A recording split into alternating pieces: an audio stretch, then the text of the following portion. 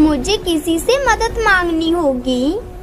ये कहकर रानू चिड़िया अपना भोजन उठाती है और किसी से मदद मांगने के लिए निकल जाती है। वो उड़ते हुए तोते के घर के बाहर आ जाती है और तोते को आवाज लगाती है, भैया, तोते भैया, दरवाजा खोलो, मेरी मदद करो।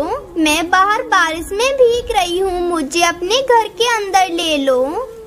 अरे ये चिड़िया इतनी तेज बारिश में यहाँ क्यों आई है? अगर मैं दरवाजा खोल दूंगा तो इसे घर के अंदर लेना होगा। ऐसा करता हूँ, सोने का नाटक करता हूँ। ये कहकर वो तोता तो सो जाता है और दरवाजा नहीं खोलता। तब बाहर चिड़िया कहती है, मुझे लगता है कि तोते भैया सो रहे हैं, इसलिए उन्हें मेरी आवाज सुनाई नहीं दे रही है। मैं उन्हें परेशान नहीं करती, यहाँ से चली जाती हूँ। ये कहकर चिड़िया तो वहाँ से कालू के घर की तरफ निकलती है। वहीं कालू कहता है, गोरी गोरी, मुझे थोड़ा भोजन दे दो, मुझे बहुत भूख लगी है। मैंने कुछ नहीं खाया है, मुझे जल्दी भोजन दो। अरे तो मैं कौन सा खा के बैठी हूँ, मैं भी तो भूखी हूँ। यहाँ पे क्या तुम्हारी माँ भोजन रख गई है जो मैं तुम्हें दे दूँ? अरे हमारे घर में बिल्कुल भोजन नहीं है। गोरी, ये बारिश भी तो रुकने का नाम नहीं ले रही है। काश ऐसा होता कि भोजन चलकर खुद हमारे पास आता और कहता कि दरवाजा खोलो, मैं आ गया हूँ तुम्हारे पेट में जाने के लिए। वो कालू ऐसा कहता ही है कि तभी उसके दरवाजे पर किसी ने दस्तक दी थी। तब गोरी कहती है, लगता है कालू जी भोजन चलकर आ गया, देखो दरवाजे पर किसी ने दस्तक दी है। लगता है भगवान ने तुम्हारी आवाज सुन ली, जल्दी जाकर देखो। वो कालू तो फिर दरवाजा खोलकर बाहर आता है तो वो चिड़िया को देखकर कहता है, अरे रानू, तुम यहाँ क्या कर रही हो? वो कालू भैया, मैं पेट से थी ना, इसलिए मैंने अपना पक्का घर नहीं बना पाया। मेरे घोंसले में ये बारिश का पानी आ रहा है, तो बारिश रुकने तक तुम मुझे अपने घर में रख लो। जैसे ही बारिश रुक जाएगी मैं अपना पक्का घर बना लूंगी। वो चिड़िया ऐसा कहती है कि तभी कालू को रानू के पास एक अनाज की पोटली दिखाई देती है, जिसे देखकर वो अपने मन ही मन कहता है, अरे वाह, इसके पास तो अनाज है। रुको चिड़िया, मैं तुम्हें घर में जरूर लूंगा, मैं अभी आया। ये कहकर कालू घर के अंदर चला जाता है और गोरी से कहता है, गोरी, बाहर रानू आई है और हमसे मदद मांग रही है, हम उसे घर के अंदर ले लेते हैं। ये तुम क्या कह रहे हो कालू, तुम्हारा दिमाग तो ठीक है? अरे ये हमारा घर है, कोई धर्मशाला नहीं। गोरी, पहले मेरी बात तो सुनो।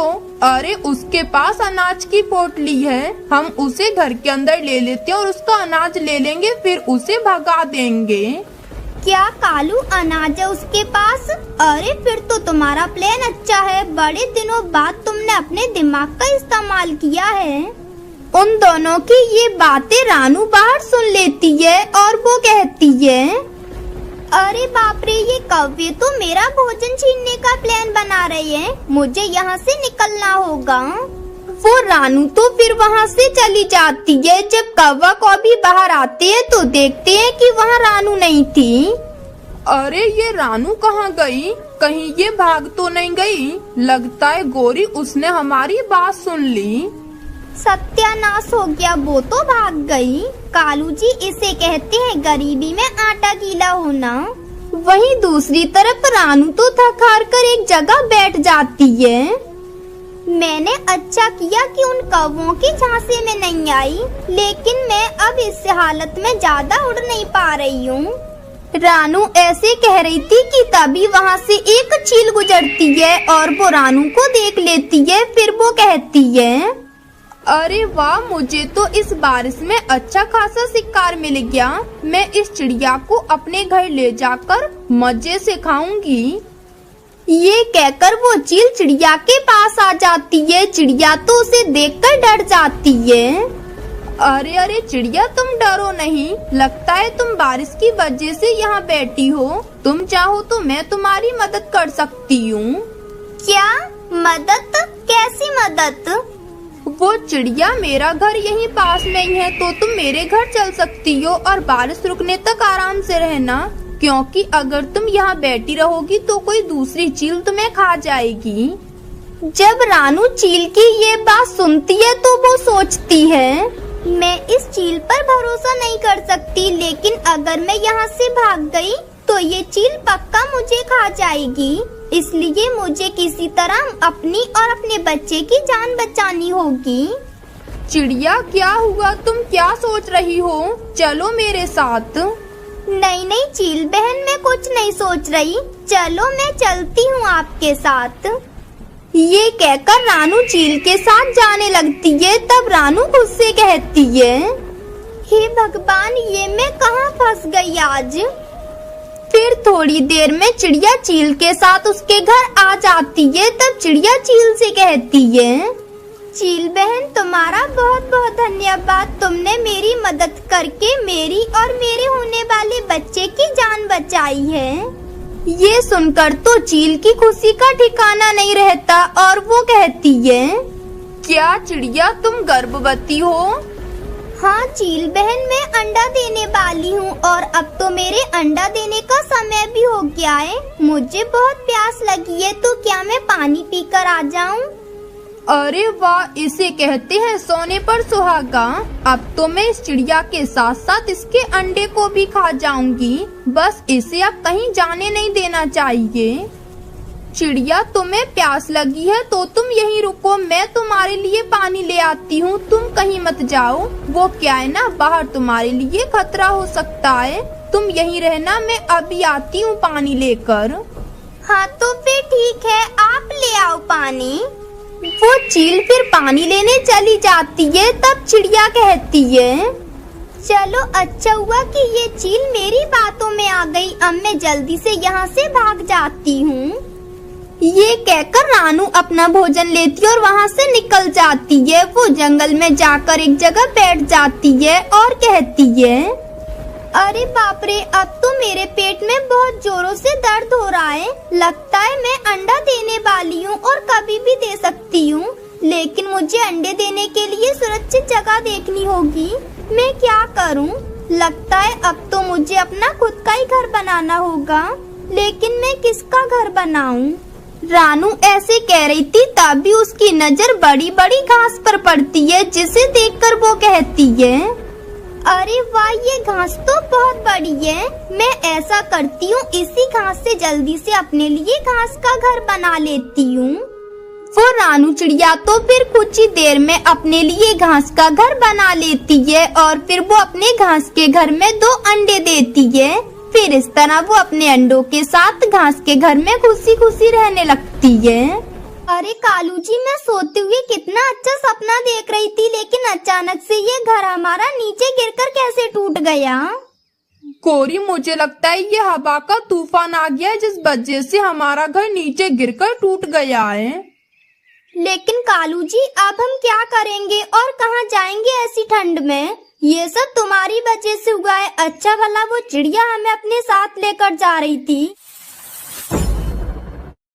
दोस्तों, अब तो हमारे इस जंगल में बहुत ज्यादा ठंड बढ़ गई है। हाँ रानू, अब ठंड तो पड़ने लगी है, लेकिन रोज रात को तेज हवा के तूफान भी आते हैं, इससे तो हमारे जंगल को खतरा है। हाँ तोते भैया, आप कह तो ठीक रहे हो। पिछली बार लाड़ो के पति की मौत हो गई थी इसी ठंड के मौसम में। ज्यादातर ऐसे मौसम में हादसे ही होते हैं, इसलिए अब हमारा इस जंगल में रहना कोई खतरे से खाली नहीं। हाँ, अब तो हमें जल्द से जल्द इस जंगल को छोड़कर जाना ही होगा। हाँ तो फिर ठीक है रानू, मैं अभी चला जाता हूँ दूसरे जंगल और वहाँ जाकर देख कर आता हूँ कि कहाँ ज्यादा बेहतर रहेगा। जहाँ ज्यादा बेहतर रहेगा हम वहीं जाकर रह लेंगे, और फिर जब इस जंगल का मौसम ठीक हो जाएगा तो हम यहाँ वापस आ जाएंगे। वो कबूतर तो फिर वहाँ से चला जाता है दूसरे जंगलों को देखने के लिए। फिर जंगल में रात भी हो जाती है और बहुत ज्यादा बर्फबारी हो रही थी और बहुत ज्यादा ठंड भी थी। पक्षियों ने अपने घोंसले तो बनाए हुए थे, लेकिन उनके घोंसले कमजोर थे और खुले हुए भी थे, इसलिए वो अपने घरों में बैठे भी ठंड से कांप रहे थे। गुड़िया बेटी, ये ठंड तो बहुत ज्यादा हो रही है। अब तो मुझसे ये ठंड बर्दाश्त ही नहीं हो रही है। हाँ मम्मा, ठंड तो मुझे भी लग रही है। मम्मा, हमने तो गर्मा गर्म चाय भी पी ली है, फिर भी ये ठंड दूर नहीं हो रही है। गुड़िया मेरी बेटी, बस आज रात की ही बात है, फिर तो हम सब जंगल के पक्षी कल दूसरे जंगल के लिए निकल जाएंगे। वहीं दूसरी तरफ वो बेचारा तोता भी अपने घर में बैठा ठंड से कांप रहा था। हे भगवान, ये ठंड तो इतनी ज्यादा बढ़ गई है कि नींद आना तो बहुत दूर की बात, ढंग से सांस भी नहीं ले पा रहे हैं। ये इतनी ठंडी ठंडी हवा आ रही है, ऐसा लग रहा है जैसे कि ये ठंडी हवा तो मुझे जमाई देगी। बस कैसे भी करके ये आज की रात गुजर जाए। उसी जंगल में कालू कौवा भी अपने परिवार के साथ रहता था, लेकिन उस कालू कौवा का तो बंद घर था, इसलिए वो तो अपने परिवार के साथ चैन की नींद सो रहा था। फिर सुबह हो जाती है और धूप निकल आती है, जिस वजह से जंगल में ठंड भी थोड़ी कम हो जाती है। तब वो सब पक्षी इकट्ठे बैठे थे तो लाडो कहती है, सुनो पक्षियों, अब तो मैं इस जंगल में 1 मिनट और नहीं रह सकती, क्योंकि मुझे ही पता है कि रात मैंने कितनी मुश्किलों से गुजारी है। बस पक्षियों, अब हम सब दूसरे जंगल के लिए निकल जाते हैं आज ही। हाँ हाँ पक्षियों, चलो हम सब दूसरे जंगल चलते हैं। वहाँ ना तो ज्यादा सर्दी है और ना ही गर्मी। मैं कल ही एक जंगल देख कर आया हूँ, हम सब वहाँ आराम से रह सकते हैं। हाँ हाँ पक्षियों, चलो तो फिर देर किस बात की है, हम सब तो यहाँ इकट्ठे बैठे हैं, बस कालू और गोरी नहीं है। चलो चलकर हम उन्हें भी बुला लाते हैं, फिर सब इकट्ठे होकर चलेंगे। वो सब पक्षी तो फिर कालू कौवा और गोरी कौवी के घर आ जाते हैं। वहाँ आकर रानू कहती है, कालू भैया और गोरी बहन, इस जंगल में ठंड बहुत ज्यादा बढ़ गई है, इसलिए हम सब पक्षी इस जंगल को छोड़कर दूसरे जंगल जा रहे हैं, तो तुम दोनों भी हमारे साथ चलो। नहीं नहीं रानू चिड़िया, हम कहीं नहीं जाएंगे। हमारे पास तो ये बंद घर है जिसमें हमें बिल्कुल भी सर्दी नहीं लगती, इसलिए तुम सब जाओ, हम तो अपने इसी घर में रह लेंगे। देखो कालू कौवे, तुम मेरी बात मान लो और हमारे साथ चलो, क्योंकि रात को इस जंगल में तेज तूफान भी आते हैं, और तेज तूफान में अगर तुम्हारे घर को कुछ हो गया तो तुम दोनों कहाँ जाओगे? अरे पक्षियों, तुम सब अपनी फिक्र करो, मैं कालू हूँ कालू, हमें किसी तूफान उफान से डर नहीं लगता। मुझे पता है पक्षियों, तुम सबको हमारे गर्म घर में अच्छा लग रहा है, इसीलिए तो यहाँ बैठकर बात को लंबी बढ़ा रहे हो, लेकिन यहाँ से जाने का नाम नहीं ले रहे हो। चलो चलो निकलो हमारे घर से अब।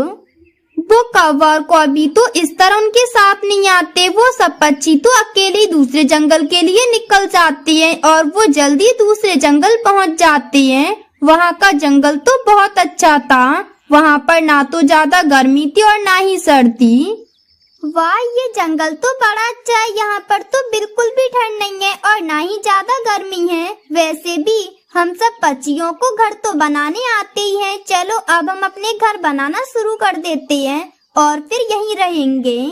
वो पक्षी तो बहुत ज्यादा मेहनती थे, इसलिए लकड़ियों से अपने घर बनाने लगते हैं और घर बनाकर अपने घरों में रहने लगते हैं। वहीं दूसरी तरफ ठंड बहुत ज्यादा थी और तेज हवाएं भी चल रही थी। कालू कौवा और गोरी कौवी तो अपने घर में सो रहे थे, लेकिन हवा इतनी तेज थी कि पेड़ जोरों से हिल रहे थे, जिस वजह से कौवा और कौवी का घर तो हवा में उड़कर टूट जाता है।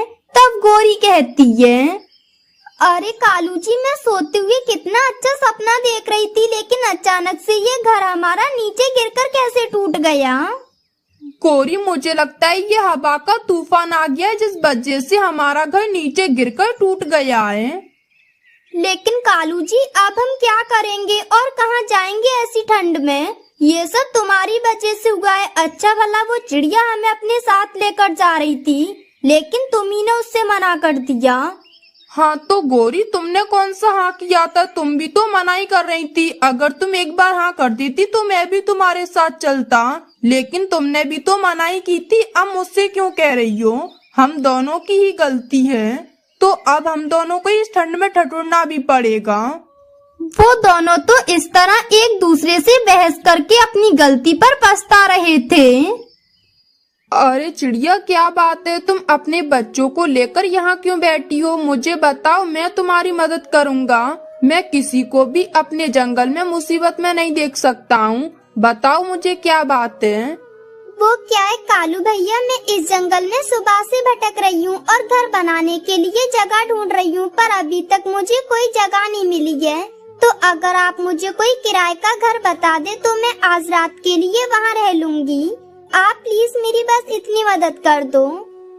चिड़िया, तुम मेरे होते हुए किराए के घर में नहीं रहोगी। तुम अपने दोनों बच्चों को लेकर मेरे साथ मेरे घर चलो। तुम मेरे घर में रहना, किराए पर रहने की क्या जरूरत है। भैया आप कितने नेक दिल पच्ची हो जो आपने मेरे लिए इतना सब कुछ करने के लिए कहा, वरना मुझे तो लगा था कि आज मेरे बच्चों को यहीं ऐसे ही सोना पड़ेगा और वो भी बिना घर के। रानू चिड़िया ऐसे कालू कौवे से बातें करके अपने दोनों बच्चों को लेकर उस कालू कौवे के साथ उसके घर आ जाती है। अरे अरे कालू, तुम ये एक साथ दो दो बच्चों को क्यों पकड़ लाए और इनके साथ इनकी मम्मा को भी ले आए हो।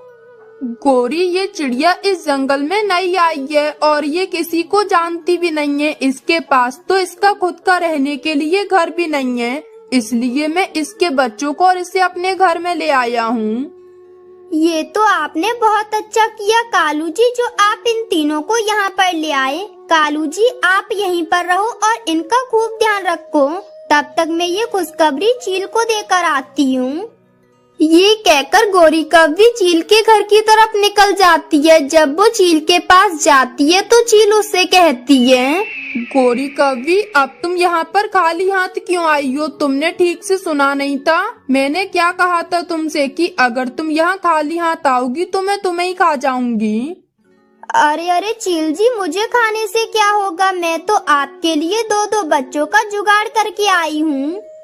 ये तुम क्या कह रही हो गोरी? कहीं तुम झूठ तो नहीं बोल रही हो? देखो गोरी, अगर तुम मुझसे झूठ बोल रही हो और मुझसे मजाक कर रही हो तो मत करो, क्योंकि मेरा पहले ही बहुत दिमाग खराब है। तुम और ज्यादा खराब मत करो।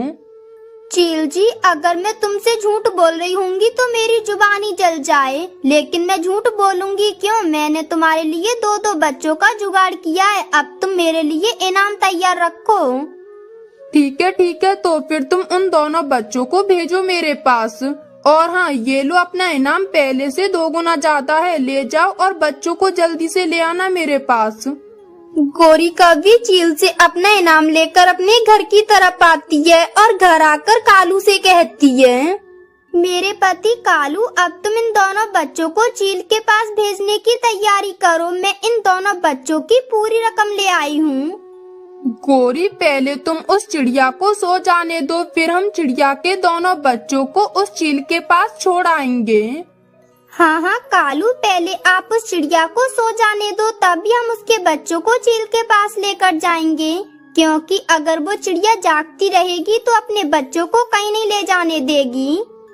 वो दोनों पति पत्नी ऐसे बातें कर रहे थे, तभी चिड़िया बाहर बैठी उनकी बातें सुन रही थी। तब वो कहती है, हे भगवान, ये कौवा को अभी तो बहुत ही ज्यादा दुष्ट निकले। ये तो मेरे दोनों बच्चों को चील के पास ले जाना चाहते हैं। अब मैं क्या करूं?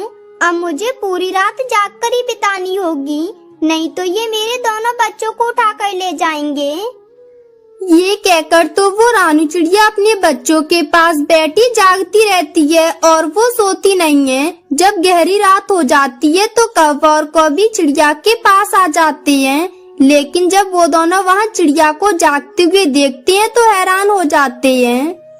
अरे छोटी चिड़िया, क्या हुआ है? तुम अभी तक सोई क्यों नहीं हो?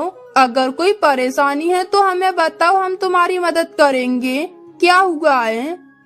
नहीं नहीं कालू भैया, मुझे कोई परेशानी नहीं है। वो क्या है ना, मुझे नींद नहीं आ रही थी, इसलिए मैं अपने बच्चों के पास बैठ गई। चिड़िया, अगर तुम ऐसे बैठी रहोगी तो फिर तो आपकी तबीयत खराब हो जाएगी। अब आप सो भी जाओ। अरे अरे गोरी बहन और कालू भैया, मुझे नींद आएगी तब मैं सो जाऊंगी, लेकिन आप दोनों क्यों जागे हुए हो? आप जाकर सो जाओ। चिड़िया, हम तो सोने ही जा रहे थे, लेकिन हमें नींद नहीं आई तो हमने सोचा कि एक बार तुम्हें देख लेते हैं, तुम ठीक हो या फिर नहीं, इसलिए हम यहाँ आ गए। चलो गोरी, हम सोने चले जाती हैं। चिड़िया तो बिल्कुल ठीक है, उसे कोई परेशानी नहीं है। ये कहकर वो दोनों तो सोने चले जाती हैं। उनके जाने के बाद चिड़िया तो राहत की सांस लेती है और कहती है, मुझे आज रात तक अपने बच्चों का अच्छे से ख्याल रखना होगा, फिर सुबह होती मैं अपने बच्चों को लेकर यहाँ से चली जाऊंगी। मैं यहाँ पर अब नहीं रुकूंगी। ये सब क्या हो गया कालू जी? मैंने तो उस चील से आज रात को ही बच्चे वहाँ पहुँचाने का वादा किया था। अगर बच्चे उसके पास नहीं पहुँचेंगे तो वो बहुत गुस्सा करेगी। गौरी, हम चिड़िया को देखते रहेंगे। जैसे ही वो चिड़िया सो जाएगी हम तुरंत ही उसके बच्चों को उठा लेंगे। ये कहकर वो दोनों तो बार बार चिड़िया को छुपकर देखने लगते हैं, लेकिन चिड़िया तो सो ही नहीं रही थी, वो तो जाग रही थी। मुझे तो कालू जी बहुत नींद आ रही है, इसलिए अब मैं थोड़ा सो लेती हूँ और आप जागकर चिड़िया के सोने का इंतजार करो। गौरी, नींद तो मुझे भी आ रही है, पर पता नहीं ये चिड़िया कब सोएगी। वो दोनों ऐसे बातें करके खुद सो जाती हैं, लेकिन चिड़िया तो एक पल के लिए भी नहीं सोती है। सुबह हो जाती है तब कालू गौरी से कहता है, गौरी, मुझे तो लगता है ये चिड़िया सारी रात नहीं सोई है। इसने सारी रात जागकर गुजारी है। हाँ, आप ठीक कहती हो, ये चिड़िया नहीं सोई है, लेकिन तुम चिंता मत करो, अब सुबह हो गई है। ये चिड़िया अपने बच्चों के लिए भोजन लेने तो जरूर जाएगी। जब ये भोजन लेने चली जाएगी तब हम इसके दोनों बच्चों को चील के पास ले जाएंगे। वो दोनों चिड़िया के जाने का इंतजार करने लगती हैं। दूसरी तरफ जब गौरी बच्चे लेकर चील के पास नहीं पहुंचती है तो चील को तो बहुत गुस्सा आता है। ये गौरी कभी तो रात को मेरे पास बच्चे लेकर आने वाली थी, पर ये लाई क्यों नहीं? इसने मुझसे झूठ बोला, मैं इसे छोड़ूंगी नहीं, दोनों का खून पी जाऊंगी मैं। ये कहकर चील घर से निकल जाती है। वहीं दूसरी तरफ वो दोनों तो चिड़िया के जाने का इंतजार कर रहे थे। चिड़िया, तुम बेफिक्र होकर अपने बच्चों के लिए भोजन लेने जाओ, मैं तुम्हारे बच्चों का पूरा ध्यान रखूंगा। चिड़िया जब कौवे की ये बात सुनती है तो वो अपने मन में सोचती है, बदमाश कौवो, मुझे पता है तुम मेरे जाने के बाद मेरे बच्चों को चील के पास ले जाओगी, लेकिन मैं ऐसा होने नहीं दूंगी। मैं अपने बच्चों को अकेले छोड़कर कहीं नहीं जाऊंगी। चिड़िया, तुम क्या सोच रही हो? क्या तुम्हें हम पर विश्वास नहीं है? अरे हम तुम्हारे बच्चों का ध्यान रख लेंगे, तुम चली जाओ भोजन लेने। हमने तुम्हें अपने घर में रहने के लिए जगह दी है, तो तुम हम पर विश्वास भी नहीं कर सकती हो। नहीं नहीं गौरी बहन, ऐसा नहीं है, मुझे आप पर पूरा विश्वास है, पर मैं अपने बच्चों को आपके पास नहीं छोड़ सकती हूँ, क्योंकि मैं अभी अपने बच्चों को भोजन की खोज करना सिखा रही हूँ, ताकि अगर कभी मैं न रहूँ तो ये अपने लिए भोजन ढूंढ कर खा लें। लेकिन चिड़िया, ये तो अभी बहुत छोटे हैं, तुम अभी से इन्हें उड़ना और भोजन की खोज करना क्यों सिखा रही हो? मुझे पता है गौरी कि ये अभी छोटे हैं, लेकिन मैं अगर इन्हें अभी से सबको सिखाऊंगी तभी ये जल्दी सीख पाएंगे। ये कहकर चिड़िया तो अपने दोनों बच्चों को लेकर वहाँ से चली जाती है। थोड़ी देर बाद कौवे के घर पर चील आ जाती है। जब वो दोनों चील को अपने घर में देखते हैं तो डर जाते हैं। गौरी, गौरी, कहाँ है मेरे दो बच्चे? लाओ जल्दी से मुझे मेरे बच्चे दो, नहीं तो मैं तुम दोनों का खून पी जाऊंगी। चील बहन, बच्चे तो अब यहाँ से चले गए हैं। वो चिड़िया अपने दोनों बच्चों को लेकर यहाँ से चली गई। ये तुम क्या कह रही हो गौरी? बच्चे चले गए हैं? ऐसा नहीं हो सकता है, तुमने जरूर मुझसे झूठ बोला होगा। बच्चे यहाँ पर होंगे ही नहीं। अब मैं तुम दोनों का ही खून पी जाऊंगी और तुम्हें खा जाऊंगी। नहीं नहीं चील बहन, हम झूठ नहीं बोल रहे हैं, आप हमारा विश्वास करो, सच में यहाँ पर बच्चे थे।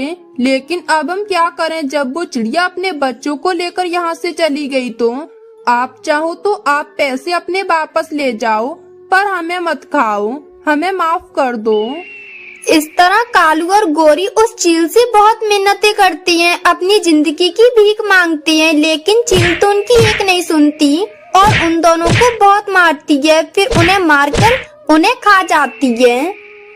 कालू, तुम फिर आ गए मेरे पास। मैंने तुमसे कितनी बार मना किया है कि मेरे पास ना आया करो, लेकिन फिर भी तुम मेरी बात नहीं मानते। अब मुझे सभी पक्षियों को इकट्ठा करना ही पड़ेगा। अभी तो तोता ही जानता है सिर्फ तुम्हारी करतूतों को। अब मुझे सभी को बताना पड़ेगा। रानू चिड़िया तुम बुला लो सब पक्षियों को, वैसे भी मैं भी यही चाहता हूँ कि सब पक्षियों को पता चले कि मैंने कैसे तुम जैसी अच्छी चिड़िया का विश्वास तोड़ा है। प्लीज रानू चिड़िया मुझे एक बार माफ करके तो देखो। जिस दिन से मैंने तुम्हारे साथ चने की फसल में धोखा किया है मुझे शांति नहीं मिलती। हर समय तुम्हारा मासूम सा चेहरा मेरी आंखों के सामने रहता है। जब तक मैं अपनी गलती ठीक नहीं कर लेता मुझे शांति नहीं मिलेगी। मैं गेहूं की फसल करना चाहता हूँ। क्या अब तुम्हारी ये भूल है? और सही बात तो अब तुमने बोली है। मैं भी कहूँ कि कालू कौवे को अपनी शर्मिंदगी कैसे महसूस होने लगी। और वैसे भी तुमने सोचा होगा कि 2-4 मीठी मीठी बातें करूँगा, रानू चिड़िया तो है ही बेवकूफ, मेरी बातों में आ जाएगी और फिर मैं वैसे ही करूँगा। नहीं रानू चिड़िया मेरा विश्वास करो, मैं इसलिए नहीं आया। मैं तो इसलिए आया हूँ कि तुम्हें ही मुझसे सारा काम करवाना है और मैं खुद करूँगा और मैं तुम्हें हिस्सा भी ज्यादा दूंगा। लेकिन तुम अब जो भी कहो मैं तुम्हारी बात नहीं मानूंगी और तुम यहाँ से चले जाओ और दोबारा यहाँ कभी वापस भी मत आना। फिर कालू कौवा वहाँ से चला जाता है और वो बहुत दुखी था। उसे सच में अपने किए पर पछतावा हो रहा था। रानू चिड़िया ने हर बार उसके साथ नेकी की थी, लेकिन कालू कौवा ने हर बार उसे धोखा ही दिया था। इसलिए रानू चिड़िया अब उस पर विश्वास नहीं कर रही थी। फिर कालू कौवा तोते के पास जाता है। हाँ बोलो कालू, कैसे आना हुआ? तोते भैया बात ये है कि तुम्हें तो पता ही है मैंने रानू चिड़िया को कितनी बार धोखा दिया है और ये सब मैंने ही नहीं किया बल्कि हमारे पूर्वज भी ऐसा ही करते आ रहे हैं। हाँ तो कालू अब क्या हुआ? तोते भैया असल में बात ये है कि मैं गेहूं की फसल उगाना चाहता हूँ। अच्छा तो अब तुम मुझे बेवकूफ बनाने आए हो। तुम तो जानती हो कि इतनी बार धोखा खाने के बाद रानू चिड़िया तो तुम्हारी बातों में आएगी नहीं, इसलिए तोते कोई बेवकूफ बना लेता हूँ। तोते भैया आप भी बिल्कुल रानू चिड़िया जैसी ही बातें कर रहे हो, मेरी पूरी बात तो सुन लो। हाँ हाँ ठीक है सुनाइए। तोते भैया इस बार मैंने सोचा है कि गेहूं की फसल में मैं सारा काम खुद करूँगा, बस रानू चिड़िया बैठकर मुझसे काम करवाए और मैं उसे हिस्सा भी ज्यादा दूंगा। इसी तरह मैं रानू चिड़िया का विश्वास जीत पाऊंगा।